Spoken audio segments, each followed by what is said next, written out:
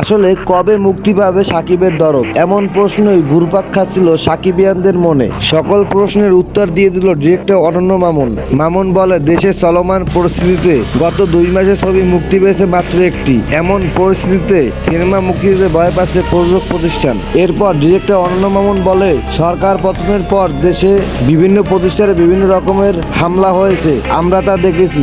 অনেক জায়গায় প্রশাসনিক পরিবর্তন এসেছে, তবে ভালো দিক হলো ধীরে ধীরে পরিস্থিতি স্বাভাবিক হচ্ছে।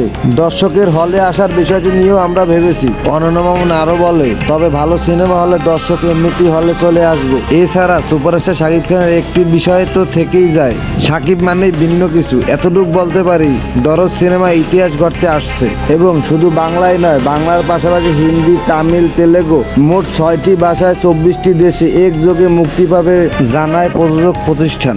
সাইকো থ্রিলারধর্মী এই ছবিতে শাকিব খান, সোনাল চৌহান ছাড়াও আরও অভিনয় করছে টলিউডের পায়েল। খলনায়কের ভূমিকা পালন করবে রাহুল দেবনাথ।